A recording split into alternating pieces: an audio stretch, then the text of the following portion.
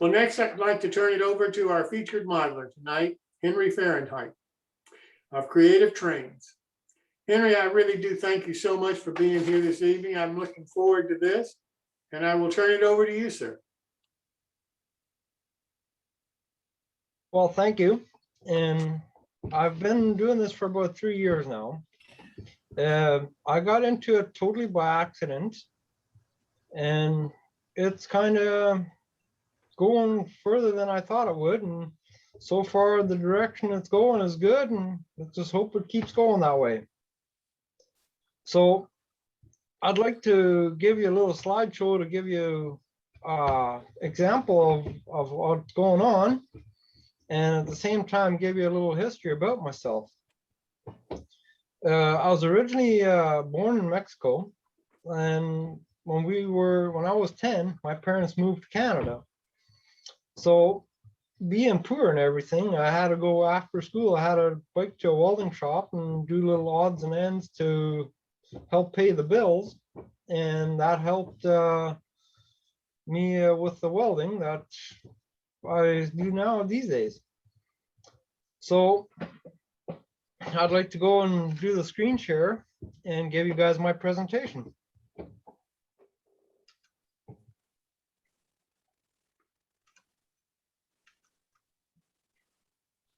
Okay, can you guys see it? It's coming. Yep, we see it now. So unlike the rest of you guys, I model much bigger stuff. Some people call it the hernia gauge.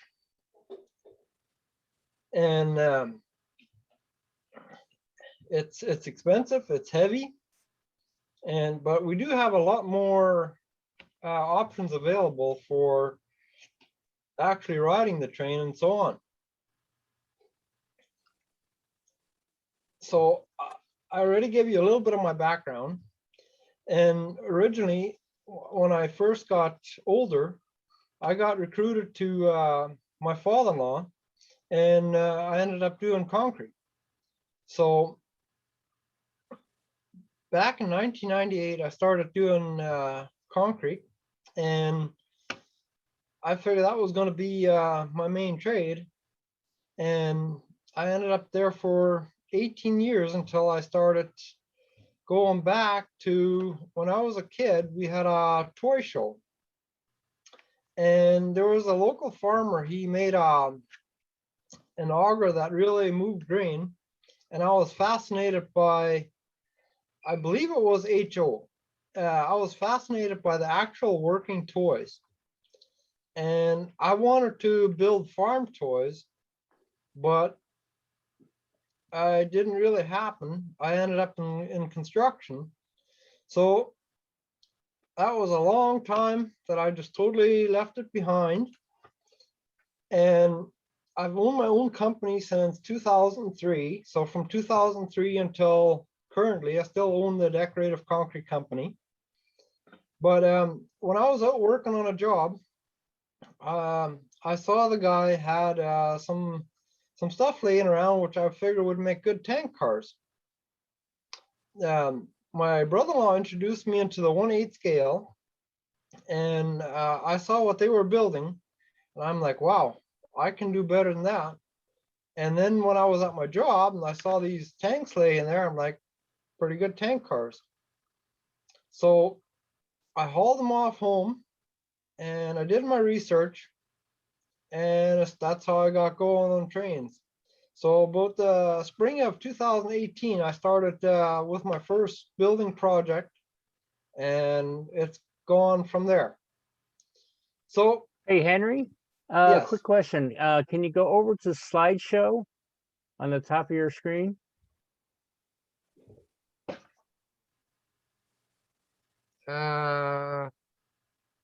It's right now you're at home, but if you go to your right, you got insert, design, transitions, animations, and slideshow.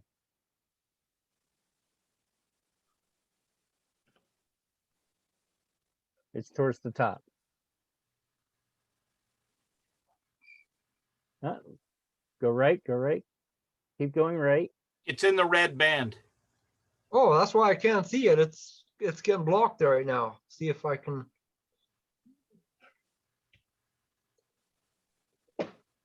If you can't see that one, go right down to the bottom of your screen to the right, and Yep. you'll see a little, you should see a little, looks like a screen for a movie show. Just click on that. Keep going. Keep going. That one. Right there. There. There you go. There we go. Okay, so you guys are all aware of the different scales and gauges and stuff. And 1/8 scale is the main thing what the hobby's known for. But if you take a real railroad and divide it by 8, you come up with 7 1/16 for the gauge. Well, in the whole eastern part of North America and the rest of the world, they went with 7 1/4 gauge, whereas the western part of Canada and in the US, they went with 7 1/2 inch gauge. So that's why we have two scales, 1.5 inch and 1.6 inch. And some guys even build their locomotives just a tad bigger than that, just to fit the gas engines and stuff in. But the main scale right now that I've done most of my cars in is the 1.6 inch scale. But as far as that goes, I can build stuff anywhere from 1 inch scale up to 3 inch scale. I just finished doing a locomotive shell in a 3 inch scale. And but the main thing is the 1.6 inch scale for the 7 1/2 inch gauge. Now, as you can see, if you go with the 1 inch scale, it's kind of hard to ride the equipment because you're so big and yet your seat and everything is so narrow. So the one size bigger is the 1.5, 1.6 inch. It's much more comfortable. You can actually fit into the cars and enjoy the rides. And there's a lot more stuff available in the 1.5, 1.6 inch scale than there is in the 1 inch.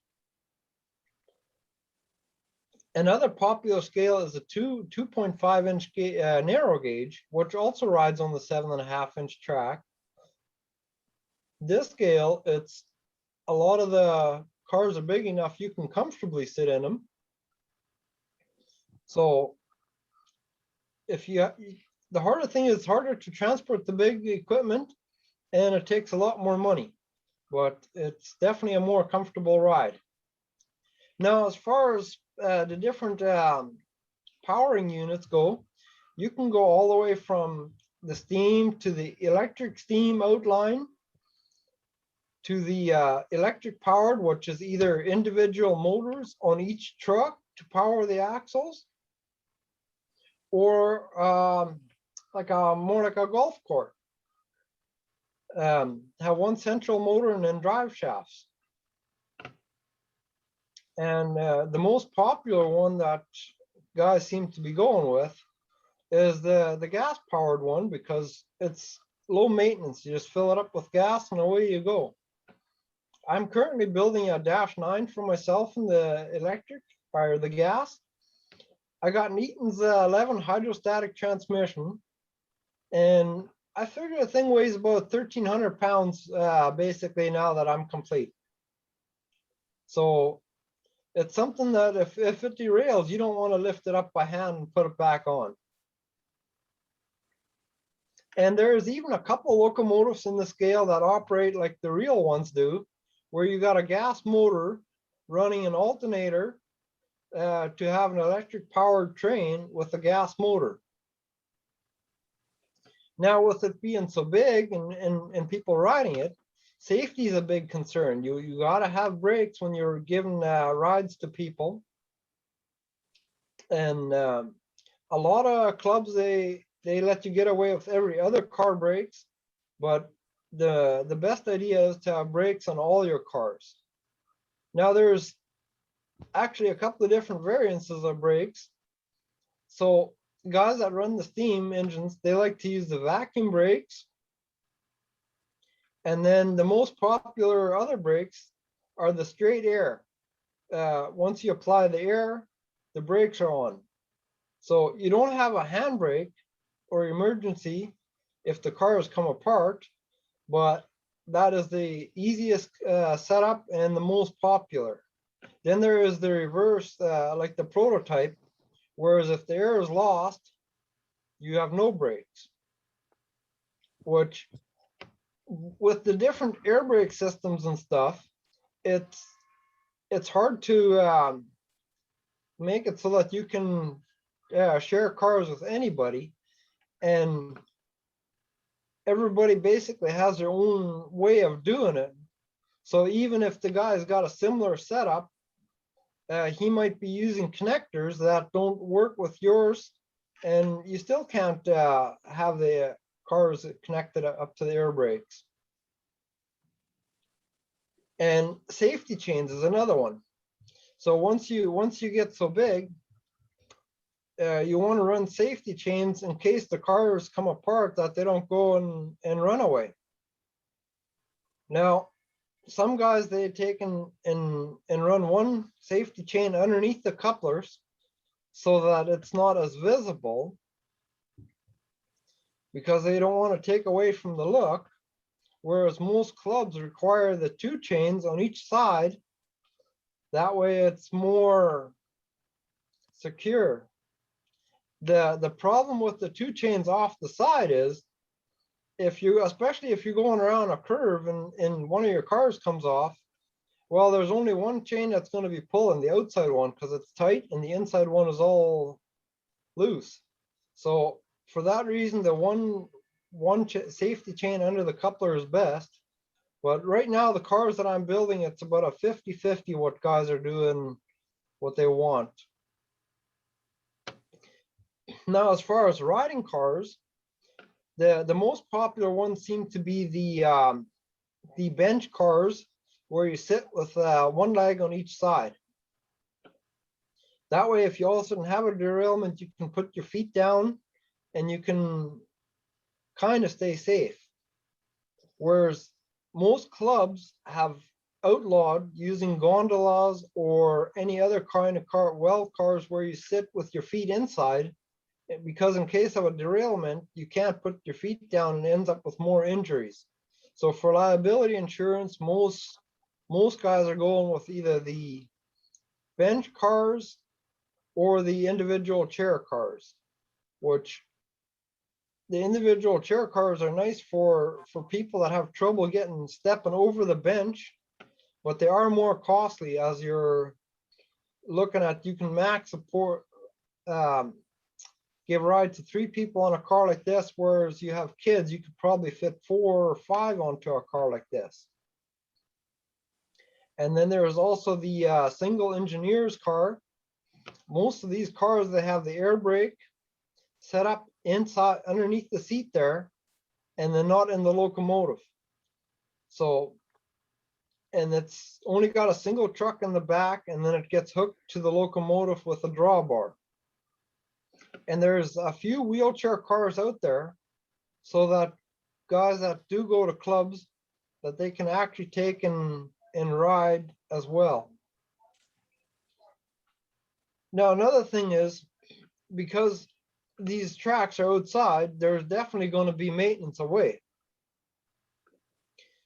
A lot of guys are using Russell plows to take care of the snow, but like if you're getting 2 feet at once, it would be kind of hard to get a Russell plow to take all that snow away. So Train Mountain, they invented this self-contained unit to go and blow the snow off the track.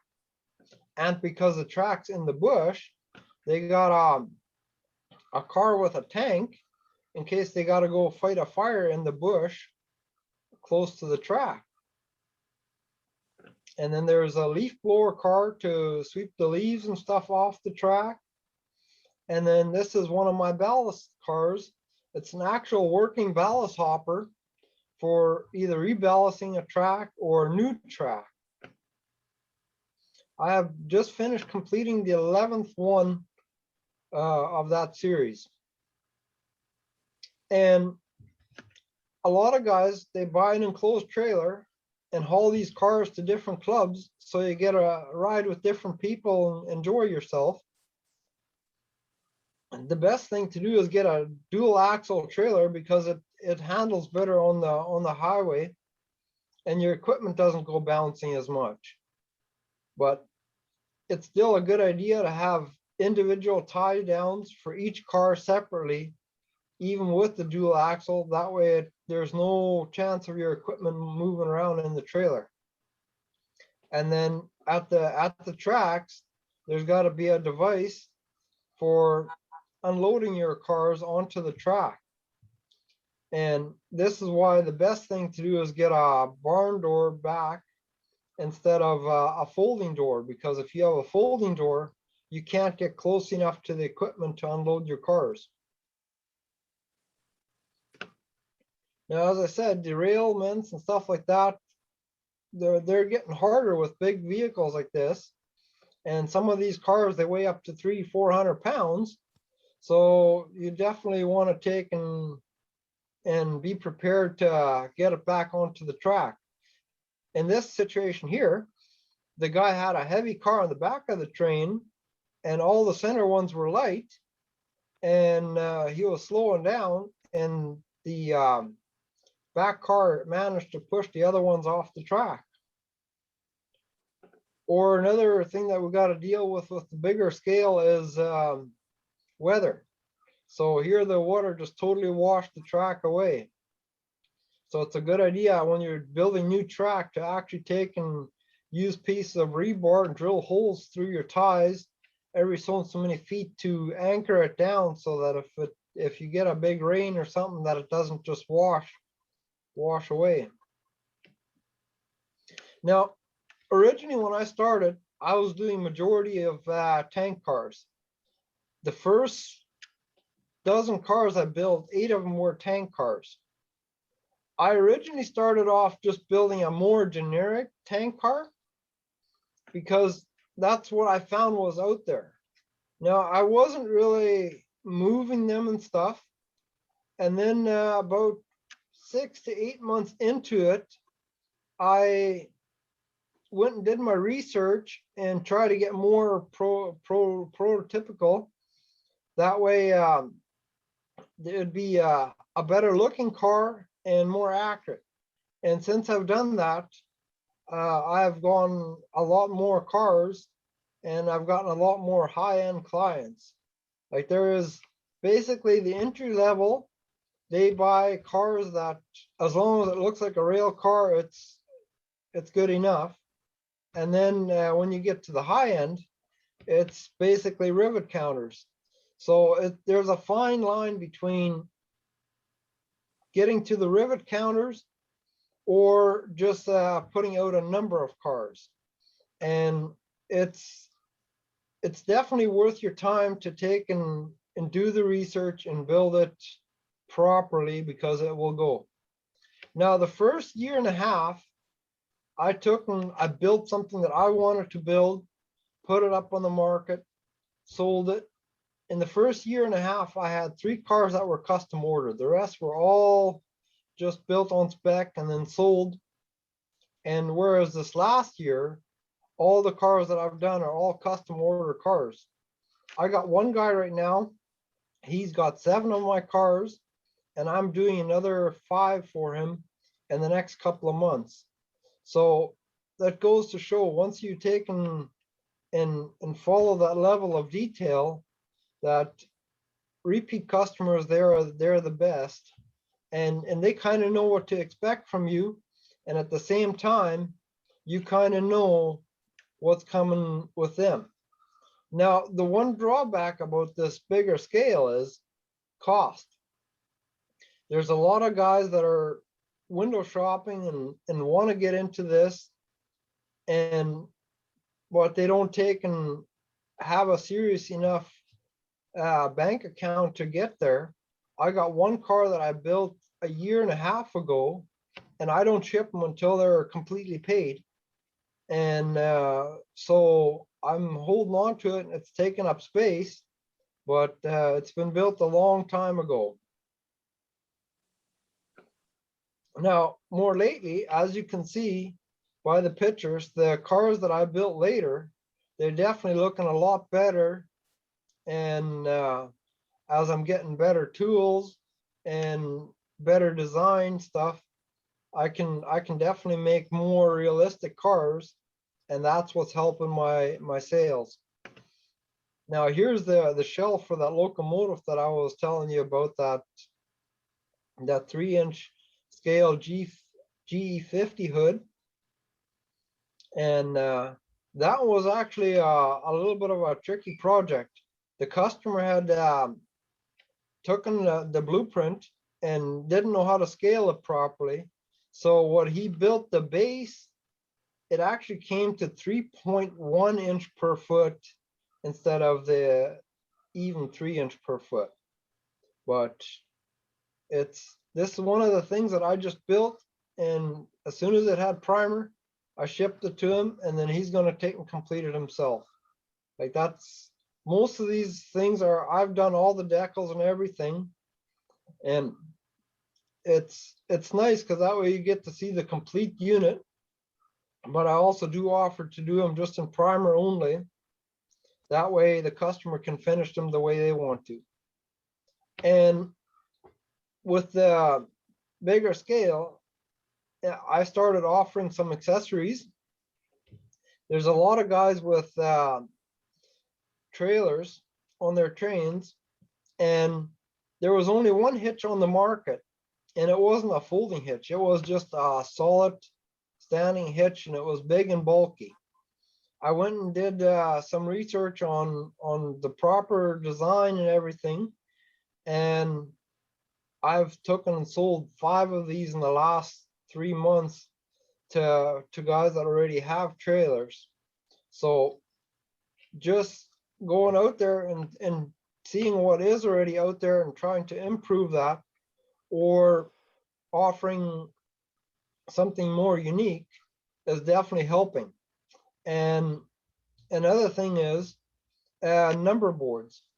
A lot of the locomotives that didn't have light up number boards, they just had generic plastic pieces in there with the numbers attached to them. Whereas I've made 12 sets in the last 4 months with all LEDs in there and light up. So they have option to that. And a lot of the little accessories, like the triple valves and the air tanks and stuff, I've designed and 3D printed them.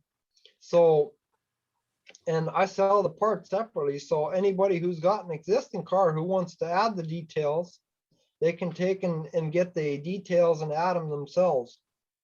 And block detection is another one. I've done a lot of hoods. It's not that I do the whole stand only. I got a couple of different clubs that I'm just doing the hoods for. They have their own lights and their own setup, what they put in there.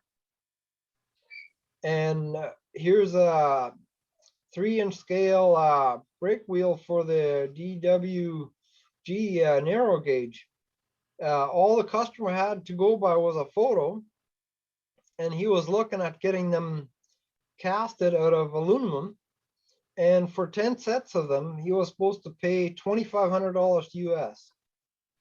Whereas me drawing them up in CAD and getting them cut out of steel, I could get him his 10 sets for $160 US.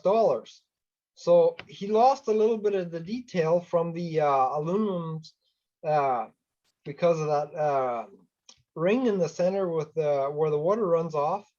But he saved $2,300 on 10 cars. So if it's one of those things that's for aesthetics only, it definitely pays to go and lose a little bit of the detail and come up with the happy medium. That way you get the look, but also save some money. Now another thing is, when I got into this, I envisioned to set up a track and offer things that you would see driving around the country so that a school could come by and do a field trip. So in the States and in Canada, there is a lot of places where they're doing oil. So I came up with the 1/8 scale oil derrick, and I got 8 of those out there right now, and they run on a 12-volt motor. So this one guy, he's got his hooked up to a sensor. When the train drives by, they'll go for 1 minute. So that's enough for when the train drives by, and then they stop again until the train makes a loop and comes back around. Another accessory is the EOT, end of train device. I saw there was one other one on the market, but the scale of that one wasn't very close, and so I took and did the math, came up with a closer scale. This is about 95% to scale, and it works with a 9-volt battery, and I got probably 50 of those out there in the last 2 years. So offering the little accessories on the side is definitely a nice way of going. Now, the one area that I need a little bit of help in is paint. I've looked at rail fonts and downloaded their color chart, but a lot of these colors, because the chart is so old, the color codes don't match to modern day paint. 95% of these colors, if I go into an automotive paint shop, they say those colors don't even exist.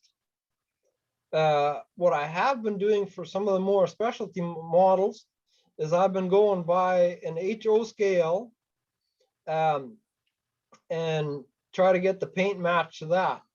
But it would be nice if I could find a paint chart that was more accurate.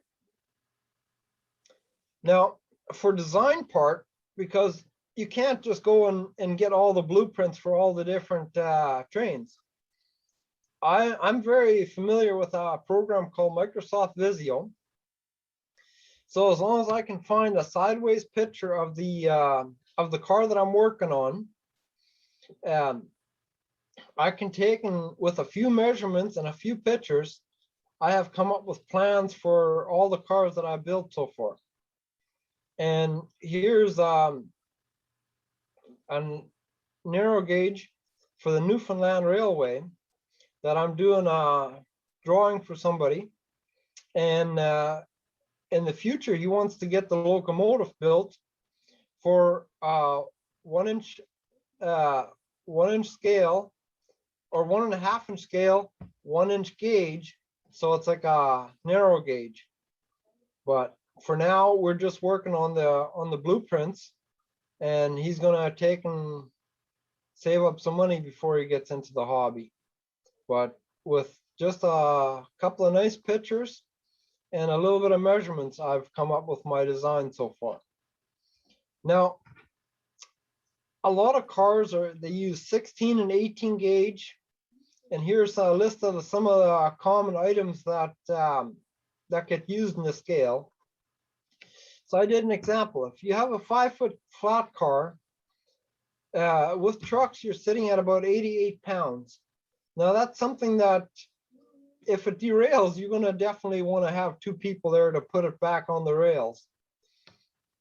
And another thing is to transport it, you want to move it as little by hand as you have to, because it's definitely heavy.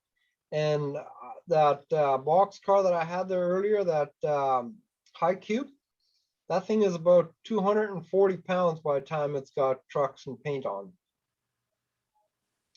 Now, the advantage about the bigger scale is it's a little easier to build buildings to scale, and also have them detailed quite a bit.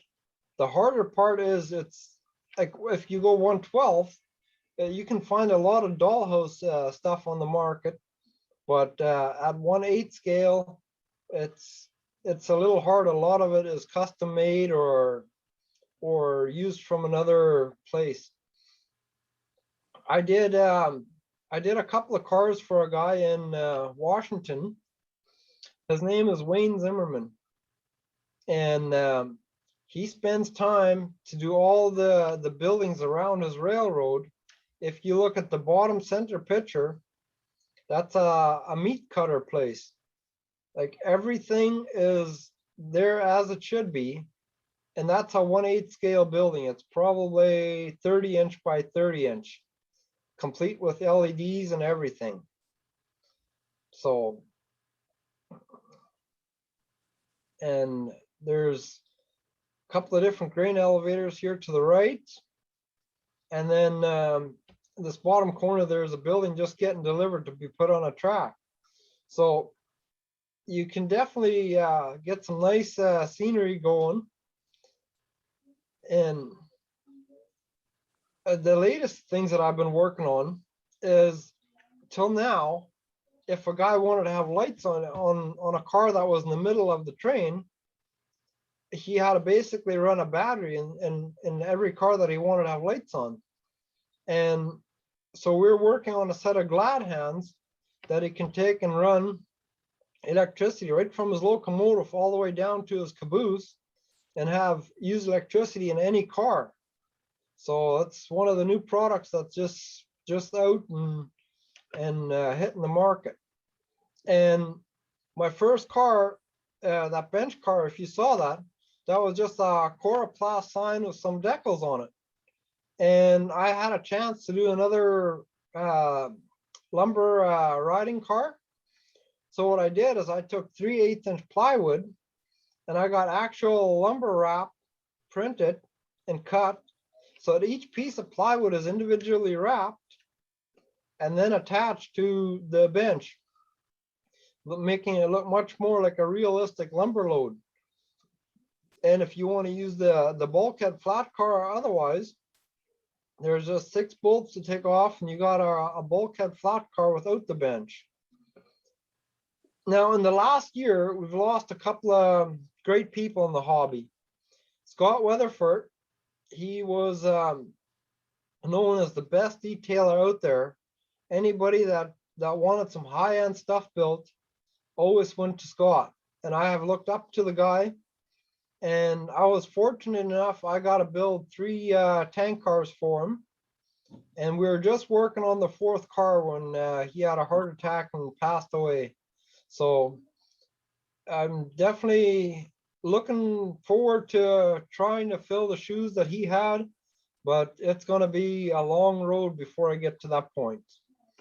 Another guy was David Farfield. He did a lot of the flashers and the little accessories that you have, but since he passed on just before Scott did, Scott ended up buying his business, and he ended up selling what David had, but he never went for the electronics. So there's definitely room in the industry to fill the 1/8 scale electronics part of this. Now, Train Mountain is in Oregon, and is 43 miles of actual track. Every 3 years, they have a triannual where people from all over the world bring their cars, and they say if you want to take a comfortable ride, check it out. In 3-4 days, you don't see all the track. Now, I just got into the hobby when they had the last triannual, and because of COVID, they've canceled this year, moved it to next year. So next year is going to be the first year that I get to go down and check it out. I'm really looking forward to it. Now, some of the places that you can check for the 1/8 scale stuff for used equipment or new, and also for advertisers, is Discover Live Steam. It's a great source for anything 1.5 inch scale, or even they got some 1 inch scale and some other stuff, but that is And then there is the IBLS organization. That's the International Brotherhood of Live Steam. Great information on there. Learned a lot on there, and there's a lot of detail that you can get out if you have some time, sit down and read. And then there's some Facebook groups. There's backyard railroading, backyard tracks, 7 1/4 and 7 1/2 inch gauge railroad, large scale rail builders. Those are just to name a few of the groups that are out there. So if you want to see more track and stuff, that's a good spot to check it out. Now, the trucks and stuff, we're fairly fortunate. There's a good selection of them, and but the main ones are Tom B, Live Steamers, and Plum Cove. Tom B, he's the guy that has the brakes. When air is applied, the brakes are on. So a lot of guys in the industry, they stick with him, and they know it's an American-made product, and it's good. Whereas Live Steamer parts, I believe they're made in China and then brought into the States. And they are 1.5 inch scale, where Tom B is 1.6. And for track, there is the real track in aluminum and steel. And also there is the cheap man's track, 3/8 inch by 1 inch flat bar on edge, which is called Groovy Track. So if you ever want to check that out. That's about all I got. Is there any questions? Well, Henry, I'm fascinated. When I first talked to you a while ago, I just couldn't believe that you were building these things and the weight of them and so on. I think it's just unbelievable. I'm really impressed with what you're accomplishing. Well, I've had a couple of good people to look up to, and I've gotten some definite good help from them.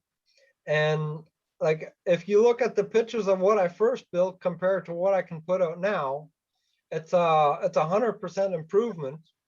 And like, I don't have very many customers, but all the customers I have more than one car. So you definitely know that I'm going the right direction. Well, I hate to ask you this, but I'm going to anyway because I'm really curious. You say that part of the problem with your part of the hobby is the cost of getting the equipment. What are we talking about for a car? Let's say a tank car. What would a tank car cost me? Well, a tank car, by the time you get it on the track and everything, you're looking at about $2,300 US with wheels and brakes. And that's painted, ready to run. Yes.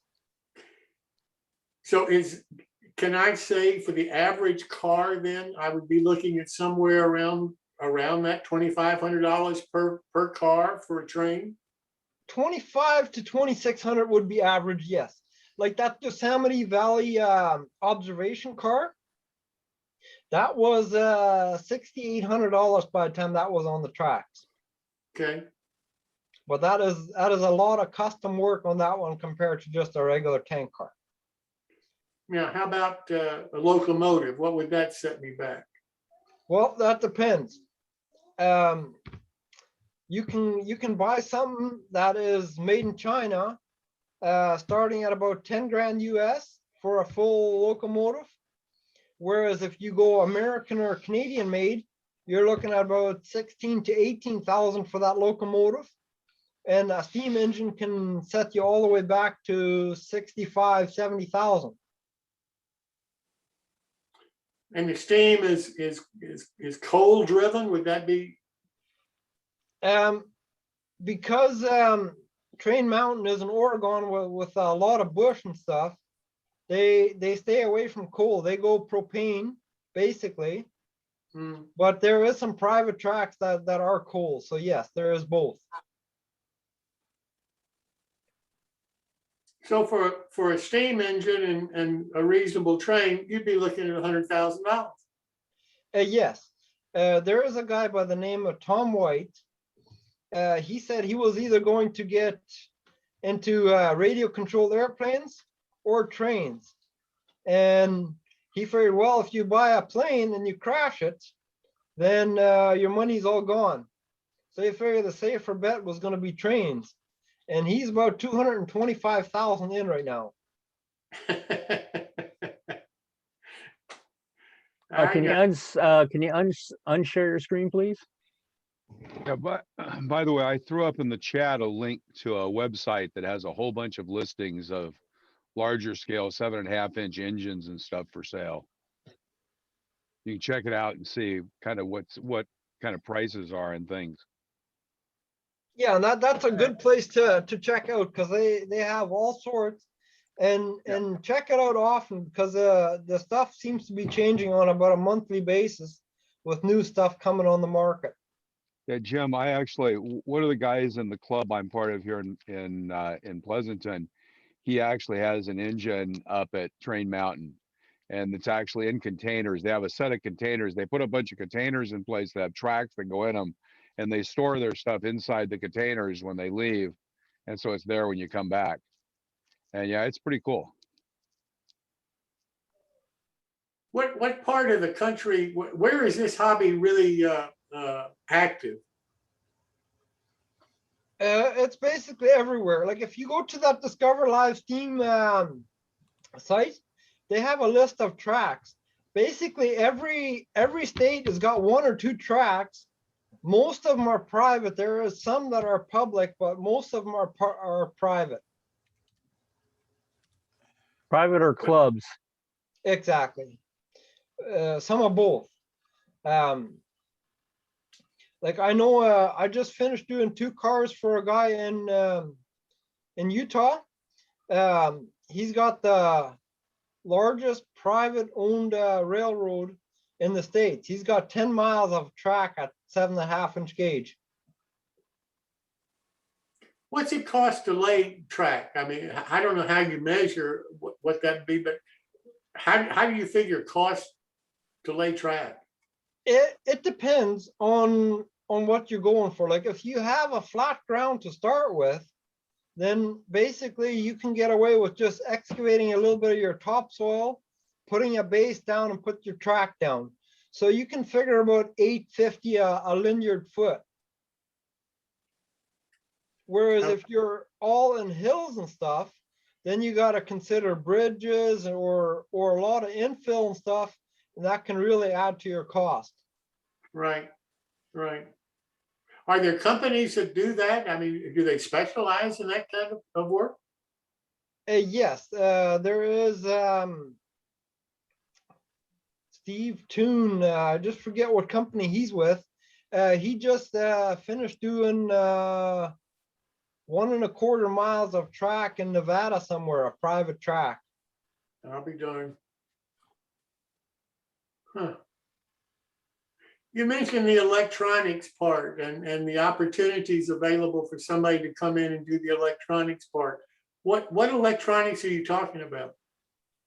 I'm talking about specialty circuit, like the ditch lights that they alternately flash.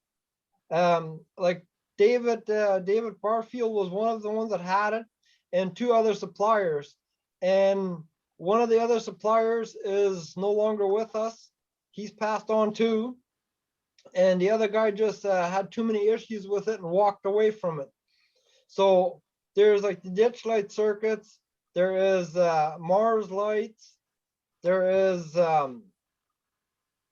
just all sorts of little extras to add to the locomotive to upgrades. What's the normal voltage for the locomotives for these circuits? Well, a lot of the electric locomotives, they run either on 24 or 36 volt, but since there's a lot of gas out there, then all the circuits are basically at 12 volts. That way they can run them on any locomotive, and then you just do a step down from the 24 volt. Henry, did I see you live in Winkler, Manitoba? Yes. That's too bad. Um, being born in the peg and having family in Stonewall, I know it. Did you know the guys who had the Assiniboine Valley? Um, I was actually there. That was the first time I got onto this size of a scale of train and had a ride. Right. Bill. I forgot his name myself, but he's passed away now. Yes, and his son took it over. And like when Bill had it, he had lots of Christmas lights and stuff out, and that's all gone.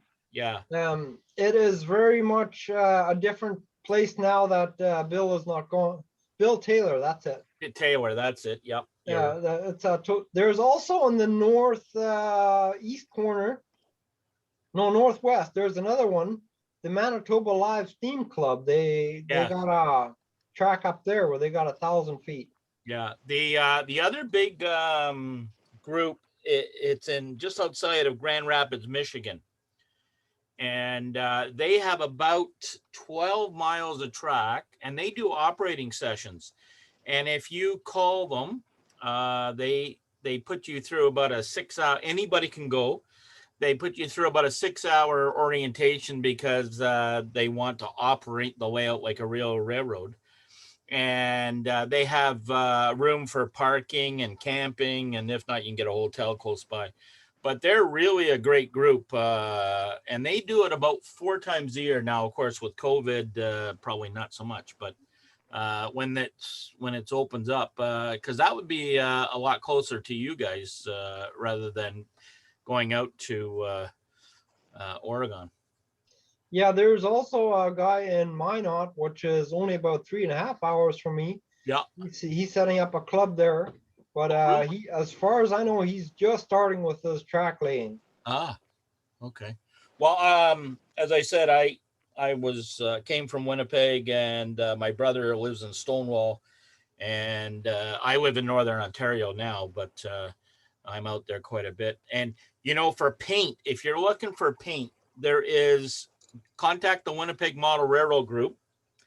There's a guy named John Morris, and he knows more about paint than anybody else, probably in Canada. And he has contacts with the CP and other places, and you never know, you might even get a pint of real paint. Perfect. That's what I was looking for. I was looking for a good contact. Yeah. Now, the one thing that I gotta say is, you know, in real railroad, you see all the cars are either rusty or something, or oil drips on them. Whereas in this scale, guys love their shiny clear coat, as if they came out the factory. Yeah, that's too bad because it doesn't look real. Well, yeah, like that's why I'm building my stuff, and it's all getting stuff.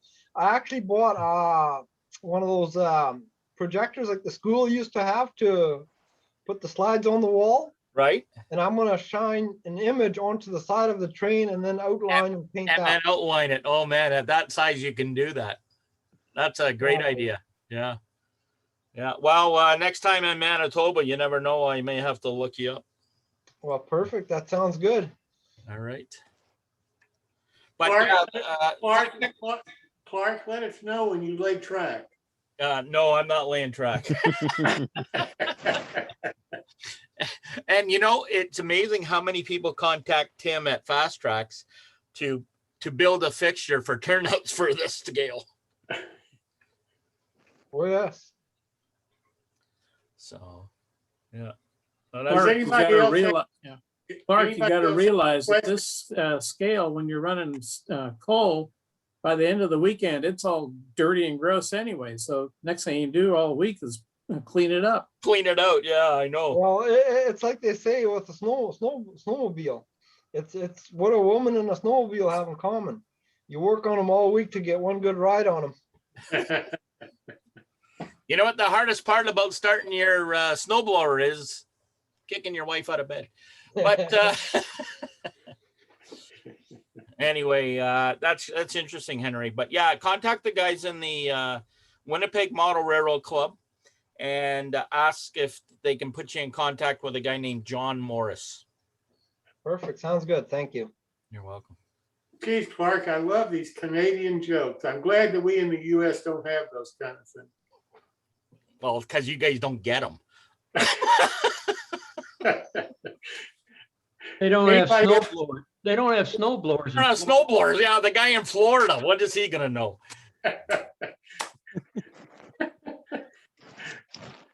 Anybody else Henry, have do you have a questions good for Henry? auto paint store that can do custom blends?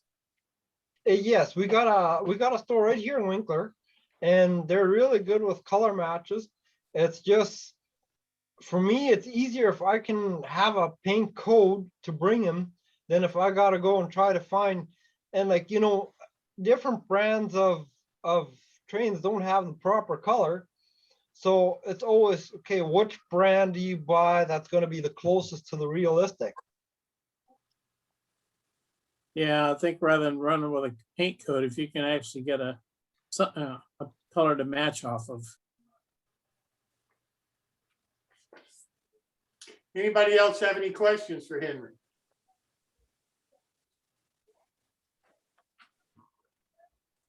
Henry, I can't thank you enough for this. I've been looking forward to this from the first time that we talked, because you're in a part of the hobby that I'm just not familiar with, and I've really enjoyed hearing about it and hearing what you're doing. Thank you so very much. Yeah, no problem. Thank you. And I would love to join more of your shows, but unfortunately, because of doing construction and stuff in summer, it's hard unless I do the Saturday shows. Well, you're welcome anytime. You really are. And if you'd like to come back on and talk about some more of what you're doing, that's fine with me too. Because I'm trying to cover the different parts of the hobby. And certainly you're in a part that a lot of us, I don't think, are really ever familiar with. Well, sounds good. Maybe in 10 months from now, a year from now, we'll have an update on progress. Fantastic. Fantastic. Henry, thanks so much again. Yep, you're welcome.